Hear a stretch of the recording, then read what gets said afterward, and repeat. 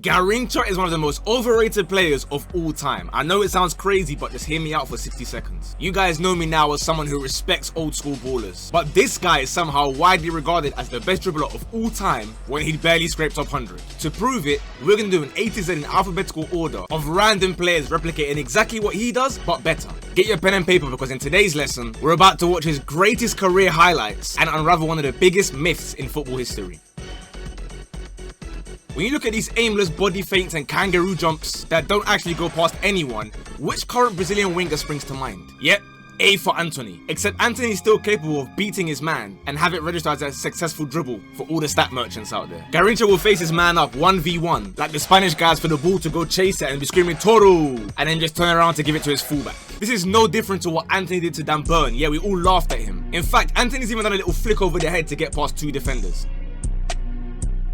One of the biggest red flags when watching compilations is seeing the clip cut right after a skill, because you know they've either lost the ball, put in a terrible cross, or had a wayward shot. Unfortunately for Garrincha, this is a common theme of basically every clip of him trying to get out of a tight space. B for Bebe, on the other hand, regarded as the worst winger in Prem history back in the day, could get out those same tight spaces and deliver a ball into the box that actually finds his teammates rather than firing it 90 miles an hour at their head like Garrincha does. This is his ultimate highlights, yet they've put in a misplaced cross that got tipped onto the bar. Yet here's a clip of Bebe outstrengthening far more physical opponents before looping it over the line for a goal. Is Bebe now the best dribbler of all time too?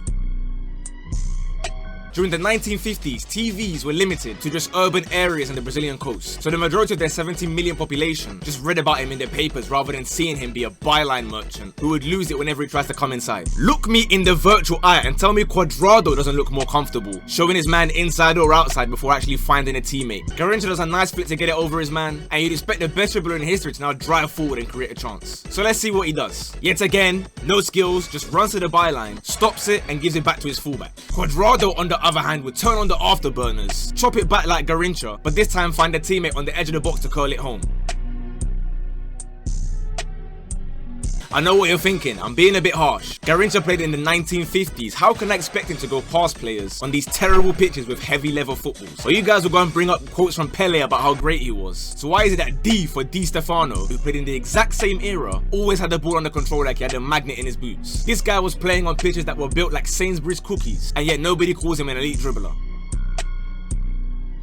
Just 12 goals in his entire 11-year Brazil career, but we have to hype this first time hit and hope goal that I've seen Emmanuel Obue bag coming off the right hand side too.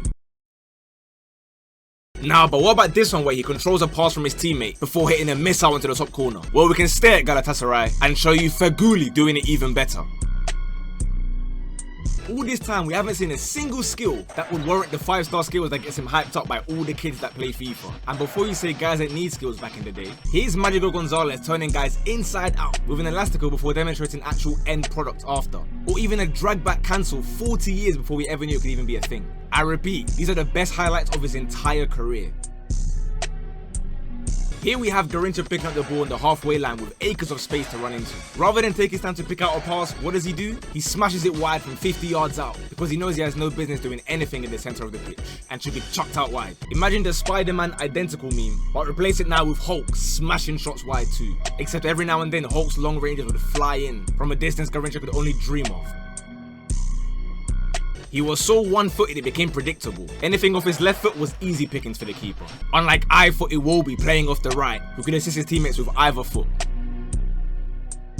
Look how weak he is getting bullied off the ball after any slight contact, while Jackson steamrolls past guys, even with his shirt being ripped off him. You may think in fairness he's shorter than your average player, so you can't expect him to do much on the inside. And yet, I've seen Kante play on the right of a midfield, or even as a right forward under Lampard, and he still looks more comfortable on the ball than him, sending guys like Busquets of all people to the shops.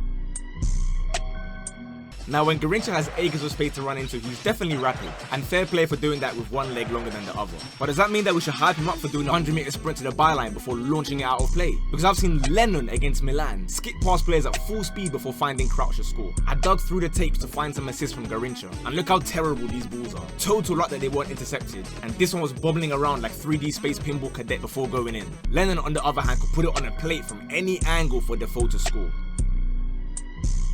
Let's see what he's like receiving the ball on the halfway line. He does nice to get past one player, goes past another one, and then what do you know? Completely collapses in front of goal. These goals from Messi and Maradona need no introduction. If Garrincha is a better dribbler than these players, then I'm the next king of England. Here the kick and run merchant has multiple bodies in front of him this time. You'd expect the best dribbler on earth to find their way through, right? Wrong. Meanwhile, Nasri was doing this to 4 Porto defenders before crashing it home into the bottom corner with ruthless efficiency. I searched far and wide for this guy to show me even one cheeky little skill move, and I came across this rainbow flick that doesn't even leave the ground. Why is it that OVERRATED looks more agile and skillful than the best dribbler of all time? Or what next? You're gonna tell me that his peanut head made him more aerodynamic and start bringing up those Pele quotes again? Every now and then you can flick it past people and go on a cheeky run that will ultimately lead nowhere. But if that's all it takes to be the greatest dribbler, then it's time for everyone to apologise to AFCON champion Pepe, who was leaving Premier League defenders stuck in the mud, and then absolutely burnt both Van Dijk and Robertson in the same game at Anfield. And that was on his debut with the massive pressure of his 72 million price tag. Under no pressure, Garrincha pulls out what he must have thought was the coldest skill move of all time. I've seen Quaresma do this countless times through people's legs to create space for himself and his teammates. Not impressed. Getting excited by this Tom and Jerry dribbling looks funny when you realise Rivellino was doing flip-flaps through people's legs in the 60s before actually going through on goal to score with his left. And if you're going to give me the excuse of Garrincha being before his time, let's go back to the 1930s with S. Foster Stanley Matthews. Same build and smashing shots into the bottom corner, twisting guys up and making the pitch look like World War II trenches with the amount of bodies dropping on the floor. Yet here the fans are going crazy like they've never seen a nutmeg before. This is Tarap doing the nutmeg so disrespectful that even the man's own teammate held his head in disbelief. I found one of his rare goals, and he does go past the keeper before doing a fake shot past nobody into the net. Yet the legend John Utaka was chopping past actual players before smacking it top bins. Garrincha scored on the volley with this little dink, and the media acted like it was some Van Basten volley off his laces. Utaka in that same position should have to just smash it, and showed no mercy hammering it home.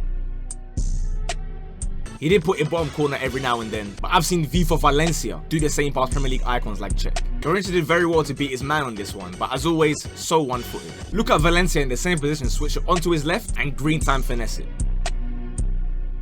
Garrincha was someone so lightweight that he could get bounced off the board, yet young Theo Walcott could travel at the speed of light, bounce over challenges like his 100-meter hurdles at the San Siro and here at Anfield. Meanwhile, Garrincha is there at Botafogo losing his footing anytime he has to demonstrate any sort of balance. On the other hand, when Walcott stumbled, he got out to put Terry and Ivanovic in a blender before rifling it home past Cech. I won't even mention the Newcastle goal. Maybe we got to put respect on his name for scoring this lucky header. That's fine, but then we got to give credit to Abel Javier for scoring this bullet. Nah, but Garrincha scored 2 headers, he did it twice. And so did Javier. In fairness, there's someone that used to dribble exactly like Garrincha and he won a Ballon d'Or for it. Unfortunately, his name is Yashin, a goalkeeper. He was dribbling like Michael Jordan and still had the ability to be press resistant, unlike a certain Garrincha. I'm sorry, but he cannot be your #1 dribbler of all time. Yes, he cooked for Brazil in the 1958 World Cup, but so did Ziyech from Morocco. I'm not saying he's terrible, I just think there's plenty of Brazilians, like Zico for example, who are just far better dribblers and actually had consistent end products. This is one of my most controversial takes yet, but hopefully I've opened at least one person's eyes, and I'll see you know what fares, you change my mind in the comments below. If you've seen the light, then leave a like, and subscribe for new lessons every Monday. Class dismissed.